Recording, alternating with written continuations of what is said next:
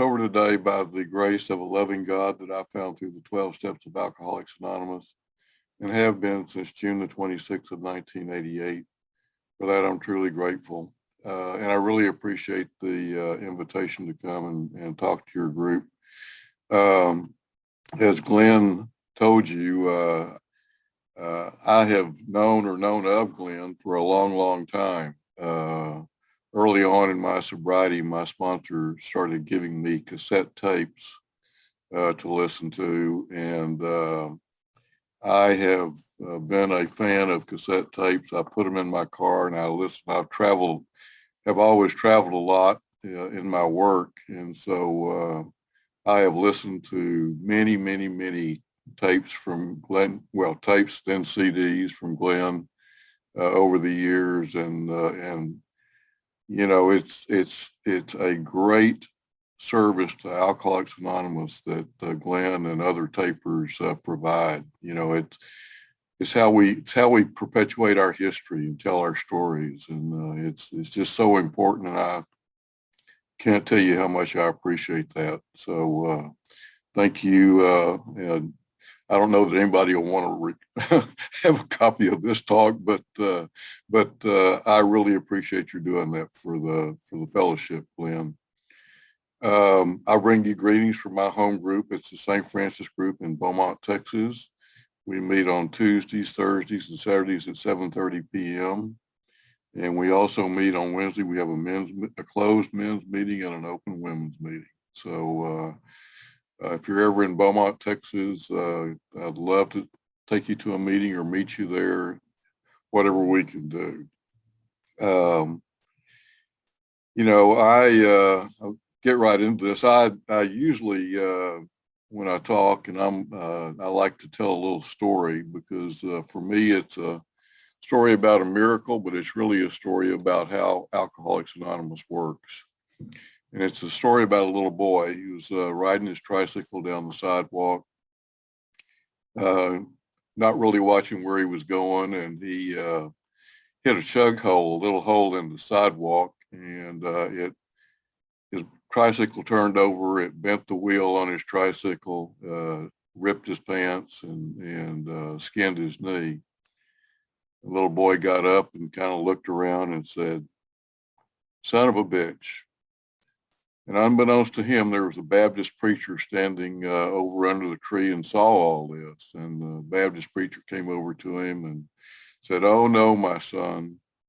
When adversity comes upon us, we take it as an opportunity to say, 'Praise God.'"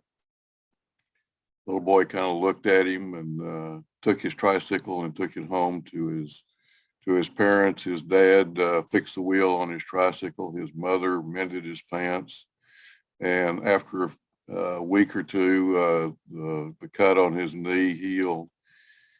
And as luck would have it, he was going down the same sidewalk, again, not watching where he was going, probably one of us in the making. Hit the same hole, same thing happened. Tricycle turned over, bent the wheel on his tricycle, ripped his pants again and cut his knee. He got up and he looked around and he said, "Praise God." And he got real quiet. And all of a sudden the wheel on his tricycle went back into place. His pants were mended. His knee was healed. He jumped up on his tricycle and wheeled off down the sidewalk. Baptist preacher saw all this again. And he said, "Son of a bitch." And, for me, that's a story of a miracle because, and it also is a story of how Alcoholics Anonymous works. If we will just do what we're told to do, either from our sponsors, from the big book, we recover from a seemingly hopeless state of mind and body. It's kind of like if I had a cold or the flu or something that penicillin would work on. I don't need to know how I got the cold or what my bug is that's causing me to be sick. I don't need to know how penicillin is made or how it works on the bug. All I need to do is take the medicine as prescribed. And if I will take the medicine of Alcoholics Anonymous, again, what my sponsor tells me to do, what the big book lays out for me and it's in very clear instructions, I'll recover. And that's, it's the best thing for me is just to follow directions. I was not very good at that when I got to Alcoholics Anonymous. Growing up, I had a lot of fears and insecurities. I spent a whole lot of time thinking about what you thought about me and how I looked and all that kind of stuff. And, it's kind of like when I went to school, it seemed to me that everybody else had gotten there about 30 minutes before I did and had a meeting and decided what the rules were going to be and how they were going to conduct themselves. And I missed the meeting. And so I spent my life just kind of trying to look at other people and see what they were doing. All I really wanted was to be liked and loved. And I thought y'all were all looking at me and you could tell how uncomfortable I was and how uncomfortable I was in my own skin. I came to Alcoholics Anonymous and I started listening to people and I realized y'all weren't thinking about me at all. You were thinking about yourselves. But I spent my whole life worried about what you were thinking about me. When my parents were pretty strict with me, for whatever reason, maybe they realized what they had on their hands, but they did their best to instill good morals and good ideas in me. And, I heard them and I understood them. I was reluctant to follow what they suggested. But as I said, I was always uncomfortable in my own skin. The first time I got a chance to really consume all the alcohol I wanted, it fixed something in me that needed fixing. It let me be in the moment, not thinking about what you were thinking about me. I could relax, enjoy myself, and basically not be responsible. I was always told when I was growing up I needed to grow up and be a man and be responsible, and I didn't really feel up to the task. I did my best to spend my life trying to look responsible anyway and trying to trick you into thinking I was responsible, but was always worried that somebody was going to figure out how incompetent I really was. First time alcohol really worked for me. It kind of gave me the ability to relax and not have to worry about other things. But it started causing problems for me almost from the beginning. The first time I really was by myself and not under close supervision was when I went off to college. And one of the first things I remember is I was invited to a fraternity party. And it was they called it a purple passion party. I don't know if you've ever been to anything like that, but they got a big garbage can and they put a lot of liquor in it. Usually Everclear is what they put in it, and filled it up with grape juice. And we all drank from that. And, it tasted like grape Kool-Aid to me. And I really enjoyed it. And it let me relax. I could have a lot of fun. I was having a lot of fun, I know. And the next thing I remember, I was in my dorm room the next morning and I was waking up and, I had one contact in and the other contact I never found. There was a trash can by the side of my bed where I'd thrown up the night before. And I looked over at my roommate and I said, how did I get home last night? And he said, well, you drove. I said, really? And so that worried me a little bit because I didn't have any recollection of doing anything like that. It wasn't until I came to Alcoholics Anonymous I found out that was what's called a blackout. And, I just thought that if you're going to ever have fun, that there was going to be a time in the evening that you might not remember, because blackouts started happening for me almost from the beginning. And they happened almost to the end, just about every time. So anyway, I was wondering about my car and wondering if I'd done any damage. And so I went out to look for my car and I couldn't find my car. And I went back in the dorm and asked my roommate if he was sure I had driven home. And he said, yeah. And so we organized a little search party to go out to look for Joe Ben's car. And we went through 2 or 3 parking lots and we finally found it. And what I can tell you is I don't think there's anything quite as heartwarming as an alcoholic being reunited with his car.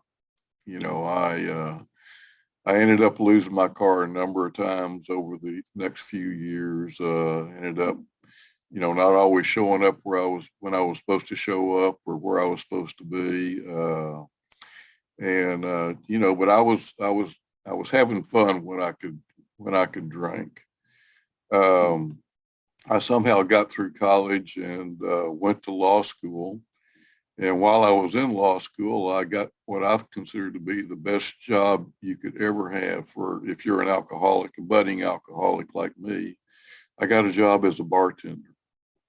And I spent my whole shifts as a bartender drinking. We weren't supposed to do that. But the other bartenders and I would also always let each other drink for free. And so what time I wasn't working at the bar, I spent a lot of other time coming into the bar because I could drink for free. And we'd have to clean up at the end of the shift. And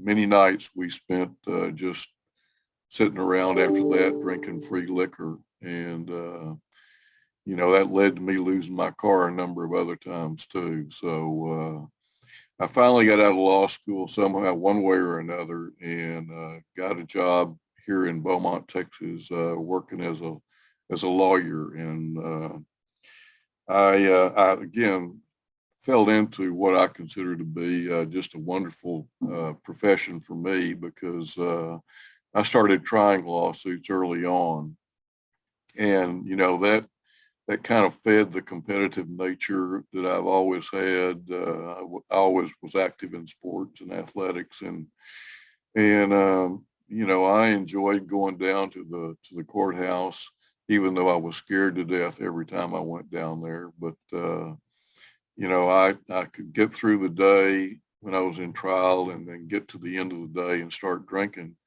And what I learned was it seemed like all the good trial lawyers that I knew drank a lot. And so, it was accepted that if you were going to try lawsuits that you drank. I know now not everybody drank like I did, but I found the people that drank like I did, and we drank. The good thing about it is if I won, I could go celebrate with my friends, and if I lost, I could go commiserate about the loss with my friends. But whatever happened, I was drinking. And again, my only thought was to try to look responsible and do the things I thought you expected me to do and get through that and get through to the end of the day so I could start drinking again. And so, I did that for a number of years. And after a while, I started getting what I like to call feedback from my wife. She was talking to me about my drinking, and I didn't particularly appreciate that. And so if you were going to talk to me about my drinking, we were going to talk about some of your actions too, and that's not a good way to live. And I have learned to do better than that in Alcoholics Anonymous. But what happened is one day I was at home. And I was by myself, and there was a Reader's Digest on the table. I picked it up, and it had an article in it about something like, you think you may have a drinking problem. And so I picked it up, and I started reading it since I was there by myself. And it turned out to be the Johns Hopkins 20 questions. And so I decided since I was there and nobody else was around, I would take that quiz in my head. Of course, I wasn't going to write anything down. And I started going through it, and it quickly became apparent to me that the quiz was rigged. Nobody could really answer those questions without answering almost every one of them yes. And so I went through, I was real careful. I went through and I got down to the end, and you know, even being careful, I'd answered most of them yes. And it got down to the end. At the end, it said, if you answered one yes, you may have a problem. If you answered two yes, you probably do have a problem. If you answered more than two yes, you probably need to get some help. And so I did what any self-respecting alcoholic lawyer would do. I took the quiz again and I cheated. And even cheating on the test, I got a whole bunch of them right. And, you know, all that told me was that, again, the quiz was rigged, and somebody like Alcoholics Anonymous was probably recruiting or something like that. But I realized that I was going to have to prepare my defenses for when people came to talk to me about my alcoholism.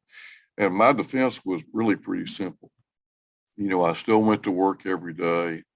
I was married. I had a wife and kids. I had two cars in the driveway, and I couldn't be an alcoholic because I still went to work every day, and I looked okay on the outside.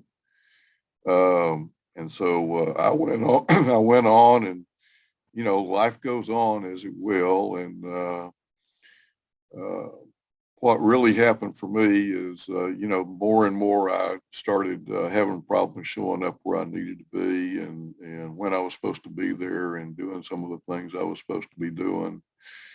Um, and one night I was out drinking with some of my lawyer friends, and after I had to go out of town the next day, and I went and filled up my car, got into a little altercation with the gas station attendant. And on the way home, I missed a turn, missed a curve in the road that I knew very well, but I missed it, and I ended up in the bottom of a ditch.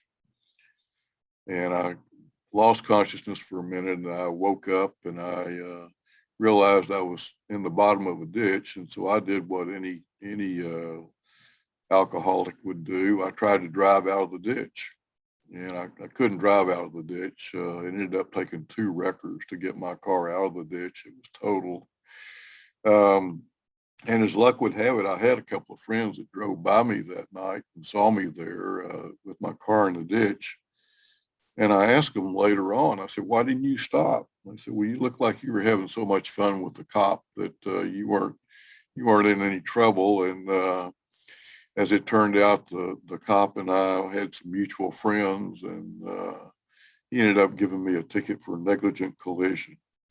And I should have spent the night in the drunk tank. But what I did is I got a ride home with the record driver, and made it home. And I found out the next day that while I was in the bottom of the ditch, my son was receiving an award at the All Sports banquet. And while he was receiving his award, his dad was in the bottom of a ditch. Uh, and, you know, that finally got my attention enough that I realized I needed to do something and get some help. And, you know, I went to a lawyers convention, and there was a friend of mine there that I had spent a lot of time with. We partied together. We went to the same law school, and I knew him very well. And I realized I usually would see him several times a year. He lived in Austin, and I lived in Beaumont. And when I realized that for the last few times I'd seen him, he didn't seem to be drinking. But what was most amazing to me was he seemed to be okay with that. He hung around with the rest of us, and even though he wasn't drinking, he could have fun. And I didn't understand how he could be doing that. And so one morning over breakfast, I told him, I said, you know, I've noticed you're not drinking. I think I may have a drinking problem myself.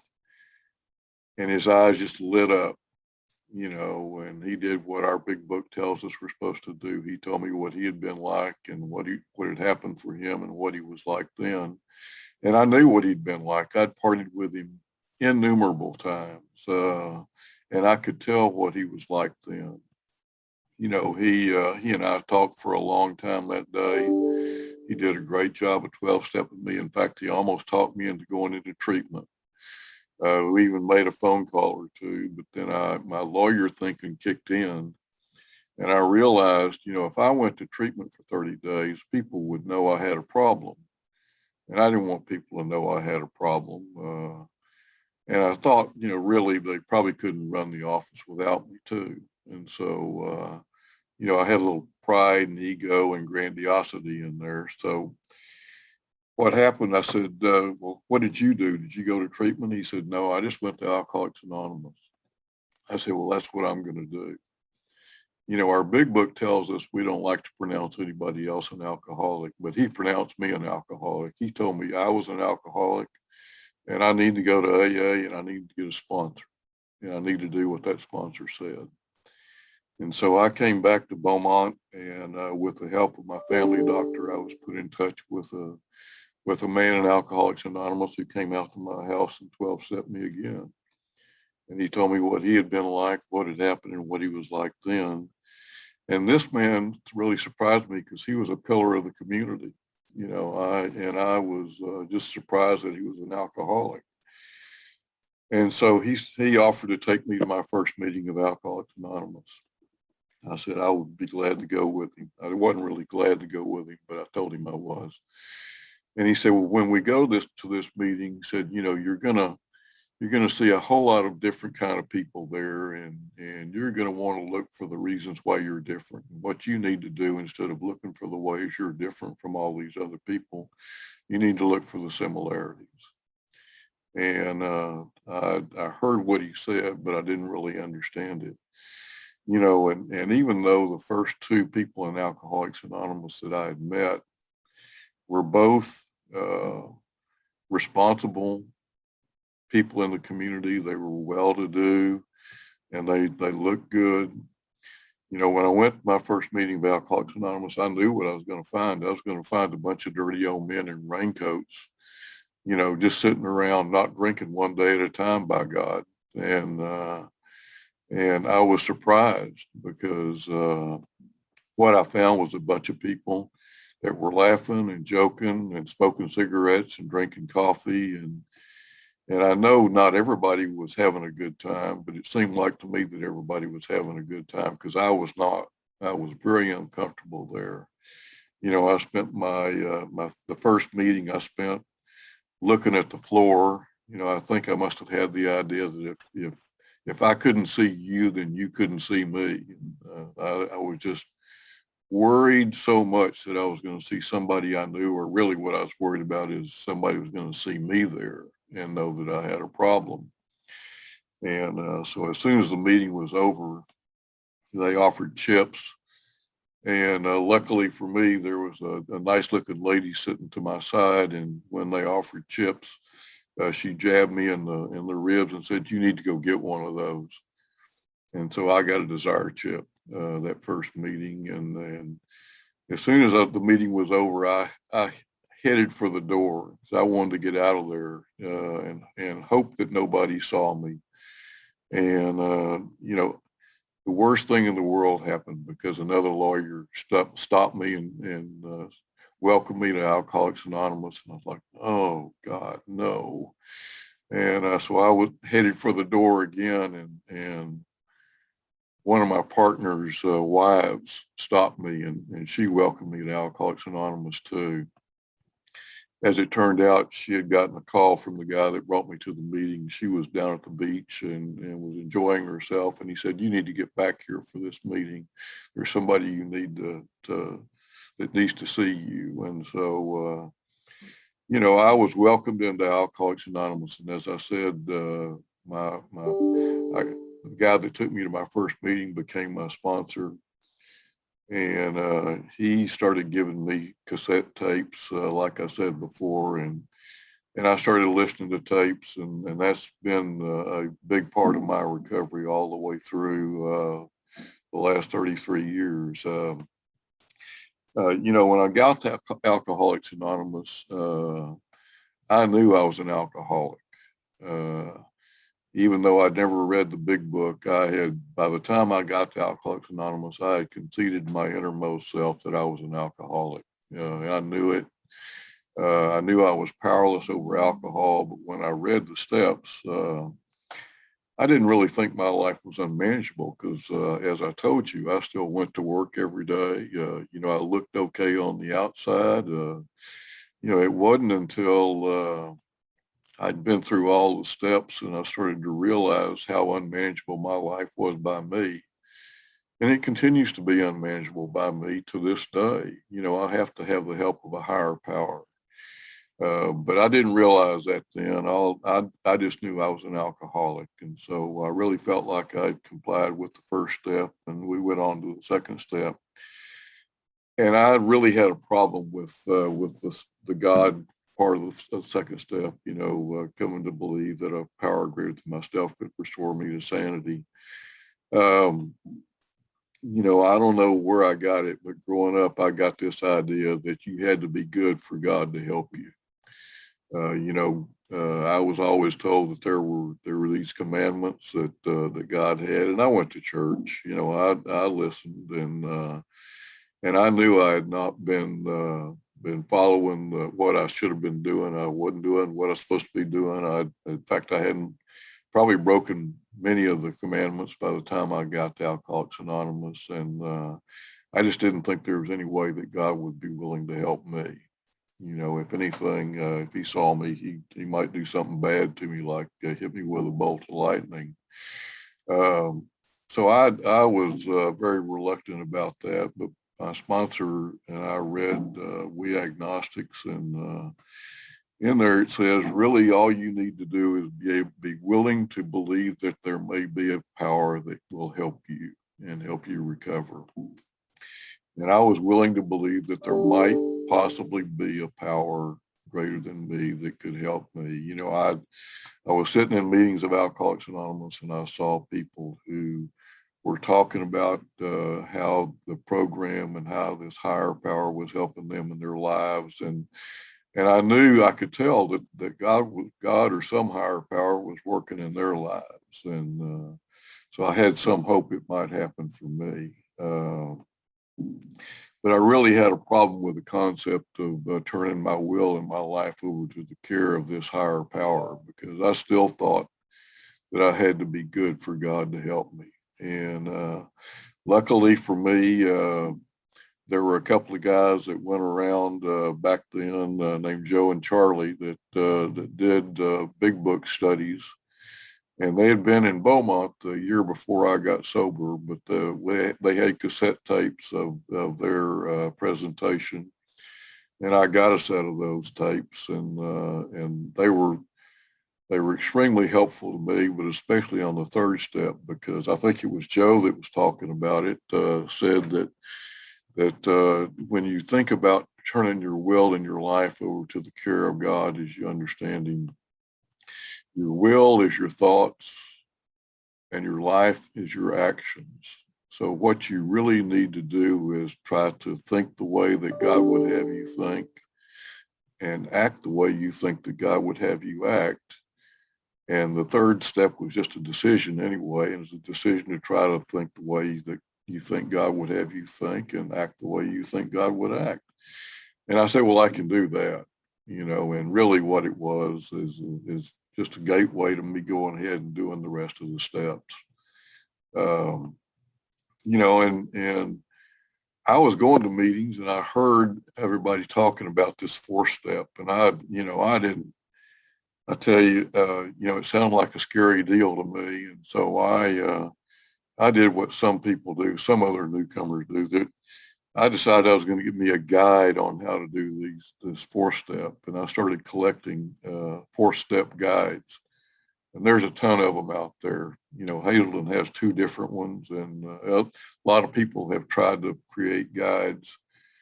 And so I had me a nice collection of four-step guides. I thought if I learned enough about the four-step, maybe I wouldn't have to do it. But what the situation was is I went to several meetings in a row where people were coming back from relapses or slips, and they were all in just horrible shape. And they all said that they'd gotten to the third step and hadn't done their fourth step. And I took that as kind of a sign that I needed to do my fourth step and my fifth step. And about that time, I was going on a family vacation and back to Odessa. I grew up in West Texas, and I thought I'd heard y'all talking about making amends. And I thought that sounded like a neat thing to do, and I would go back and make some amends. And luckily for me, I mentioned to my sponsor that I was planning on going back and making amends. And he said, well, you know, we find it's a good idea if you work steps 4, 5, 6, 7, and 8 before you work step 9. And he said, we number them so you do them that way. And so I said, all right, well, I got busy doing my fourth step, and I scheduled an appointment with my sponsor right before I left to go out of town. And I went over to his office, and I ended up not using any of those guides. I ended up doing my first fourth step out of the big book with a little bit of help with the 12 and 12. And I'm convinced that that's the best way to do the fourth step, is just right out of the big book. There's some very good instructions that I've found, and that's what I use in taking people through the steps, is the instructions that are laid out in the big book. So anyway, I ended up doing my fifth step with my sponsor, and when we finished, he hugged me and told me that he loved me and that God loved me and God forgave me, and I needed to spend the rest of my life trying to forgive myself. You know, when I left his office, you know, it felt like the weight of the world was off of my shoulders.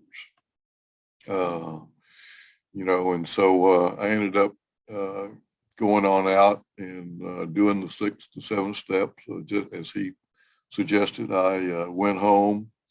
I put my big book up on the shelf and got it down like it says in the big book, and thought about the fifth step that we had just done, and then did the 7th step prayer.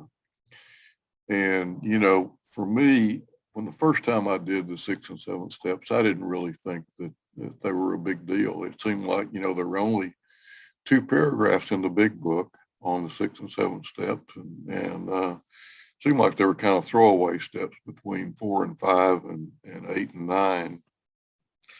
As it turns out, the 7th step, the 6th and 7th steps have become really powerhouse steps for me, you know, in so many different ways. As I told you, my concept of God when I got here was that you had to be good for God to help you, and he would only help you if you were good.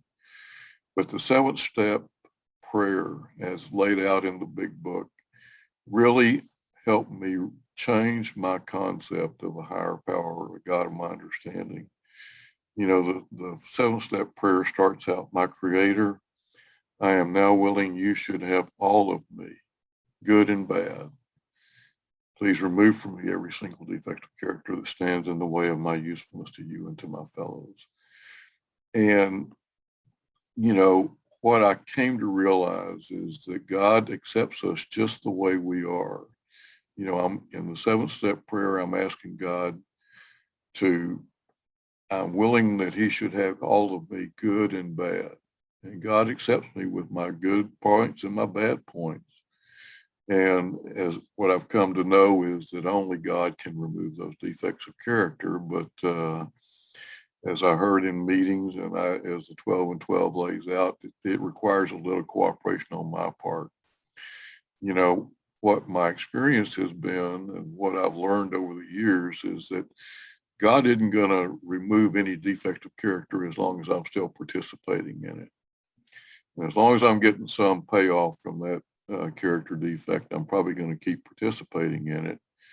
And looking back on it, I realized that the first time the 7th step, 6th and 7th step had worked in my life was when I was early on in Alcoholics Anonymous. I was working the steps. I was going to meetings. My sponsor told me I needed to start praying. And, you know, I explained to him that I didn't really pray other than when I was in church. And he said, well, you need to pray every day. And I said, I just don't think that's going to work. And he said, well, I don't care what you think. Just go ahead and do it. And he said, what you really need to do is when you get up in the morning, ask God to keep you clean and sober during the day.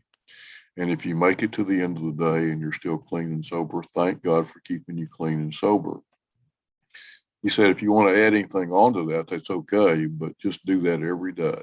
And so I reluctantly started following his directions and started praying in the morning and praying in the evening and going to meetings and not drinking. And I realized after I'd been going for some period of time that one day I realized that I hadn't really thought about drinking all day.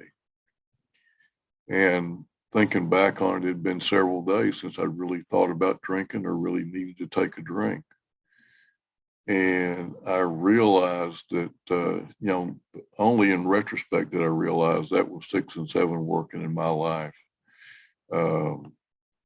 What I was doing was going there. I was praying every day and not drinking, and God had removed the desire to drink. I was told that 6 and 7 really boils down to praying like it all depends on God and acting like it all depends on me. And if I will do those things, God may remove those defects of character, at least temporarily, as long as I continue to not participate in them. I heard an alcoholic say that the 6 and 7 steps were kind of like an analogy. He said, uh, farmers don't really grow. Farmers create a fertile field and put the seeds in there, and God grows. Doctors don't really heal. What they do is they create an antiseptic environment, and God heals. And that's what we do. I think we have to create a situation where God can come into our lives and remove those defects of character. At least that's been my experience in Alcoholics Anonymous. I went on and I went back and I started making amends. I started making amends, first of all, with my family. I went back to going back to Odessa. I made direct amends with my parents, and I made all the amends that I could think of. And over the years, I've gone back through the steps a number of times with my sponsor, and a few times with a group of men that we go through and work the steps again as a group. And in doing that one time, I started thinking about, the time I was a bartender, and realized that, I had a whole lot of free drinks. And what I came to realize is what that really was theft. I had stolen alcohol from my employer. And, I thought I might need to make amends for that. And I kind of dismissed it, but, it's one of those things that just kept coming up. It kept reminding me of it. And I realized, that if I was going to be free of that, I was going to have to make amends for it. And I was able to track down the guy that owned the bar, and I'd known him pretty well when I was in school. And I finally tracked him down, and he lived in Colorado, and I got in touch with him, and he said, well, why'd you call me after all these years? And I said, well, I need to make amends for what I did when I was there. And he said, are you in a 12-step program? And I said, well, yes, I am. I'm in Alcoholics Anonymous. He said, well, good. I am too. What I thought was, that's really good, because he was a bad alcoholic back when I knew him. It was a great situation. What he said is, I don't want your money. He said, what I'd like for you to do is take the amount of money that you think you owe me and make an anonymous donation to a charity of your own choice. And I did that, and that's how I made that amends. But, I started making amends then, and as it would have it, I had some work back in Odessa where I grew up, and I was going back there on a regular basis, and I was talking to my parents, and I'd made direct amends to them, but my sponsor told me I needed to go back and reestablish my relationship with them. And I don't know if I told you before, my first sponsor was a hugger. And he told me I needed to start hugging people in meetings. I said, well, I like that. I like to hug the girls. And he said, well, if you're going to hug the girls, you got to hug the guys too. I wasn't too happy about that, but I started doing it. And, it seemed like every time I would leave my sponsor, and I called him a lot. I called him with the problem du jour, especially early on. And whenever we finished with our session, he would always tell me he loved me. And so I got in the habit of telling him I loved him too. And I got in the habit of saying that to people in Alcoholics Anonymous too. And I went back and I was going by and seeing my parents on a regular basis when I was in town. And as I got up to leave one time, I told my mother I loved her.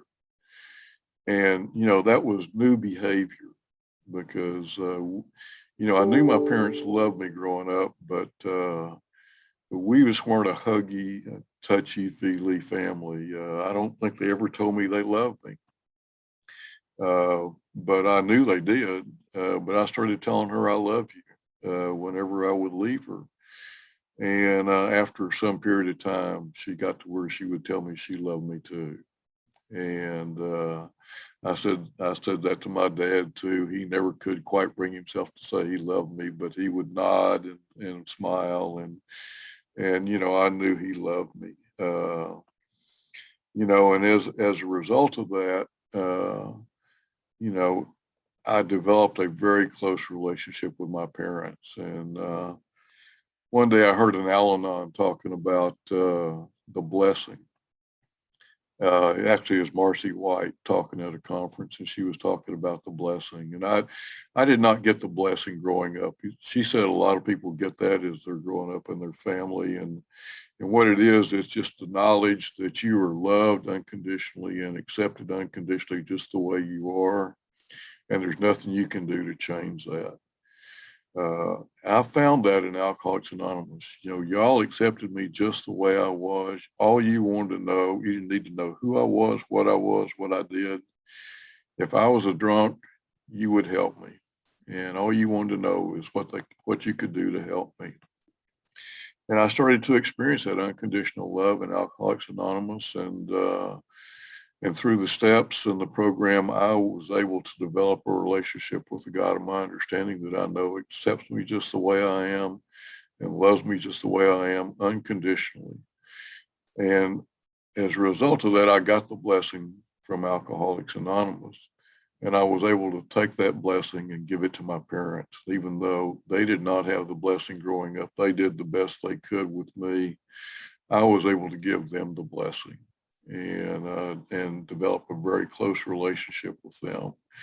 The program of Alcoholics Anonymous changed the way I parented. I always thought it was my job to give a lot of instructions to my kids. And I did that, unfortunately.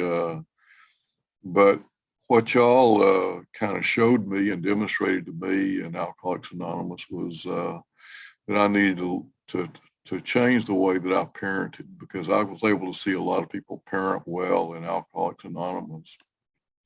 And it's kind of like, if you go to a meeting and there's a newcomer there and he spills his coffee, you don't go over to him and give him a lecture on being more careful and anything like that. What we really do is we go over, we clean up the mess, we get another cup of coffee and give it to him, and just show him that we want to be there and help him and do anything we can to help him. And I started treating my kids that way. Started treating my kids like newcomers. And, as a result of that, it took a while. My kids were not used to that, but we developed very close relationships. I have a very good relationship with my son now. He got 2 master's degrees and a PhD while he was teaching. He's a teacher out in California now. And, when he was in school, he developed a little problem with alcohol and drugs too. And he did something that I thought was really weird. He went to a counselor and asked about that. I would never have done anything like that, but he was willing to do that, and the counselor suggested that he might want to go to a meeting of Alcoholics Anonymous or AA or NA, and my son said, no, that's my dad's organization. Plus, he'd been to lots of meetings of Alcoholics Anonymous growing up. And anyway, he doesn't seem to be an alcoholic. He seems to be doing just fine now, and we talk often, and we have a great relationship. I have a great relationship with my daughter too. She's a child counselor in New Braunfels, Texas. When she was in high school, one of her assignments was to write an essay on her relationship with her parents and with her friends. And she did that, and she shared her essay with me. And what I'd like to do is I'd like to read you a couple of paragraphs from that because it demonstrates our relationship much better than I can ever explain it. What this says is, obviously, my parents have been very influential throughout my life. As a child, our home life was not exactly picturesque. My father has battled with alcoholism all my life. Although he's the one with the disease, our entire family suffered. I never noticed a problem in him, and for a while thought it really did not affect me. But looking back, I can see that we were a fairly dysfunctional family. My father was gone most of the time, and my mother was angry and hurt and confused so much. Some of my most vivid childhood memories are of Joe Ben, that's my son, and I sitting on our stairway, listening to my parents fight while I cried. Our family has improved so much since then. When I was about 9, my father decided he really did have a problem and sought help. He has been clean and sober ever since then. Slowly but surely, the dynamics of our family has recovered as well. We are now able to actually enjoy quality time together and even look forward to it. We talk to each other about our lives, our feelings, our hopes, and our dreams. My father spends much more time at home now. My mother is beginning to learn how to live life for herself, not depending solely on the happiness of our husband. If I said that now we are the perfect family, of course, I would be lying. Of course, we have our share of problems, but compared to a few years ago, it is like heaven. My daughter said in her little essay more than I could ever say, because our family lives changed. Unfortunately, that marriage did not survive. The marriage didn't survive for a lot of different reasons, partly of which is I didn't always practice principles in all of my practice principles in all of my affairs, and ended up getting a divorce. And after I got a divorce, I never expected or wanted to even get remarried again. And as luck would have it, one day an old friend, a woman I'd known in college that was good friends with my wife, came into town looking for my ex-wife at this point. And she called the house and got in touch with me. And she and I had been drinking buddies together. My roommate had gotten me to give her a ride. She grew up in Odessa too, and she and I had spent a lot of time drinking beer on the way back and forth between Lubbock and Odessa.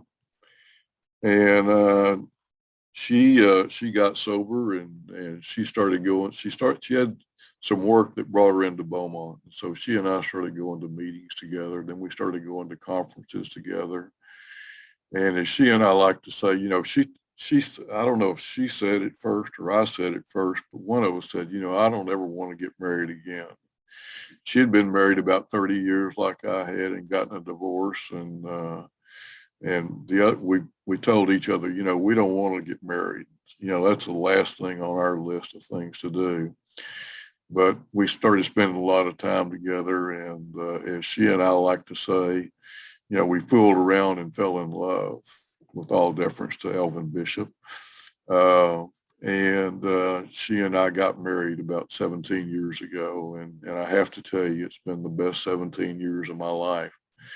You know, I sometimes say I made the mistake. I didn't really make a mistake. When we got married, I told my wife, you know, if you ever see me practicing my character defects, you have free reign to bring that to my attention. And she does it. It helps me take a 10th step, you know, and it's really important for me to take daily 10 steps because what I've learned is, you know, I always thought that I was paid and you expected results from me, and that I was supposed to be controlling results. What I realized today is if I get in the results business again, trying to control results, I'm back practicing some defective character. Usually it causes me to get into fear and anger and resentment. And what I really need to do is do what I think my higher power would have me do and think the way my higher power would have me think and leave the results to him. And as long as I leave the results to my higher power, my life is wonderful. Alcoholics Anonymous has given me a wonderful way of life with good friends. You know, I thought I'd never have any more fun when I got sober, but I've had more fun since I've been sober, both with people in Alcoholics Anonymous and outside of Alcoholics Anonymous, and I have a good life. And, you know, I'm comfortable in my own skin. I have a lot of peace and serenity. I have a life that's better than any life I could have imagined before I came to Alcoholics Anonymous. You know, when I came to Alcoholics Anonymous, I heard some people say that they were grateful alcoholics. And I thought that was just crazy. You know, I could understand being grateful you were sober, but I couldn't imagine anybody being grateful that you had the disease of alcoholism. You know, how can you be grateful for having a progressive terminal disease that always got worse and never got better? You know, what I really thought, you know, I learned a lot about alcoholism in my work as a lawyer. I knew that alcohol could cause brain damage, and I thought that those people must be the ones that just got some brain damage. You know, today I identify myself as a grateful alcoholic. I'm grateful that I have the disease of alcoholism. I'm not grateful about any of the harm that I caused when I was an active alcoholic or since then, but it's given me a life that's better than any life I could ever have imagined before. And so I'm grateful I'm out now. I'm alcoholic. I'm grateful I had to come to Alcoholics Anonymous, get a sponsor, work the steps, and continue to practice those steps in my life. Uh, I think I'm about at the end of my time, and I want to again thank Glenn for the invitation to come. And I hope y'all have a great life and a great day. You know, I want to thank you. I want to thank Alcoholics Anonymous for giving me a God of my understanding, and thank God for giving me Alcoholics Anonymous.